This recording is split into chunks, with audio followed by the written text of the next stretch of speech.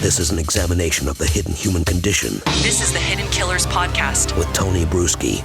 We are talking with psychotherapist Siobhan Scott today, going into the tale of Manson and one of his followers, specifically Leslie Van Houten, who has now been released from prison, once on death row, then life in prison, and now all the way to out on parole. We talked about this several weeks ago, and it looks like at this time she is going to be getting released. This obviously one of the Manson followers of the governor, Newsom, says he will not contest the release. That's been the sticking point on all the other times where she was about to be granted it.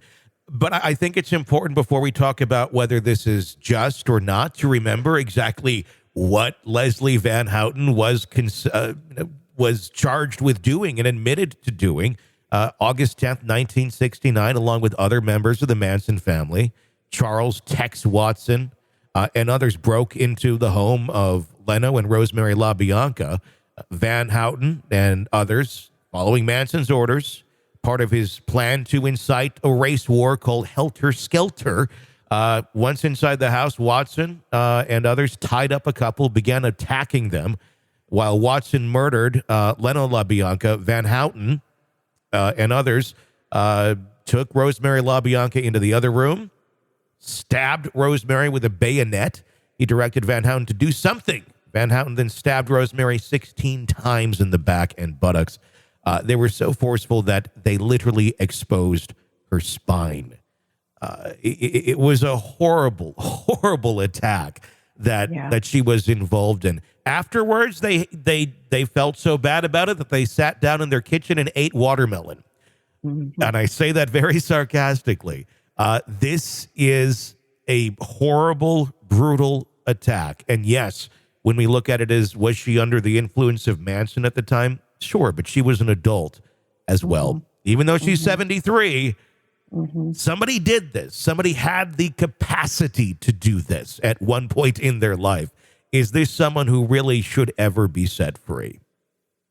Yeah, I'm sure if I were a family member of the LaBiancos, I would be very upset right now. And I think a case can be made that anyone who participated in this kind of a murder should probably never walk among the rest of us again. I get it.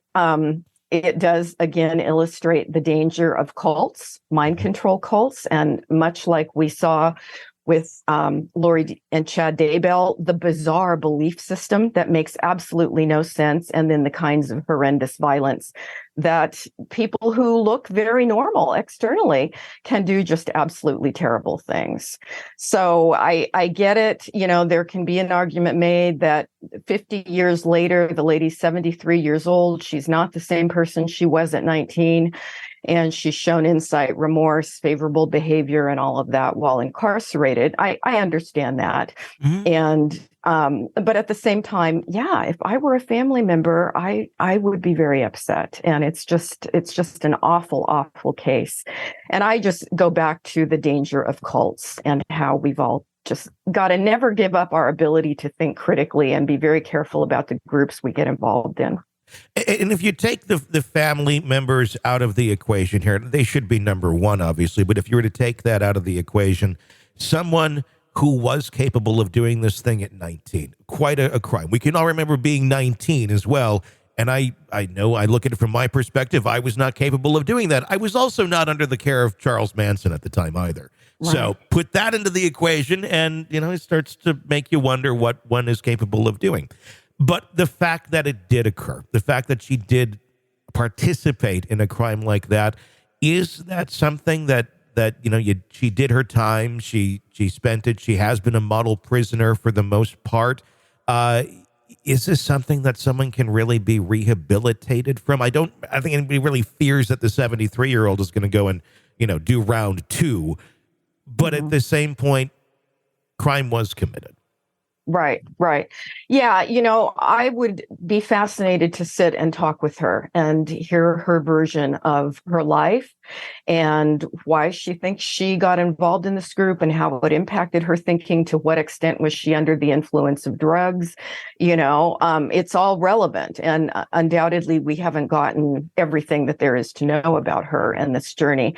I think on a personal level, I would rather see her remain in prison, just life in prison. But it also makes me think of, going back to the 60s when these crimes happened. The 60s were a crazy time. And I was a little kid. I was alive then. I was little. Yeah. But I remember there were so many atrocities that happened during the Vietnam War where soldiers, just razed villages of innocent people and committed awful, violent atrocities. And in that way, we were able to understand that when people were in this awful setting, in this different situation, they did awful things that were out of the norm of their typical behavior. And so I'm not saying that that's a perfect analogy here, but it would be interesting to explore more with her. What world was she living in 50 years ago that caused her or allowed her to think that this was a rational way to behave? Because certainly from the view now, it's really hard to make sense of. And yes, I think life in prison, may she die behind bars. I don't think any of us would really quibble with that.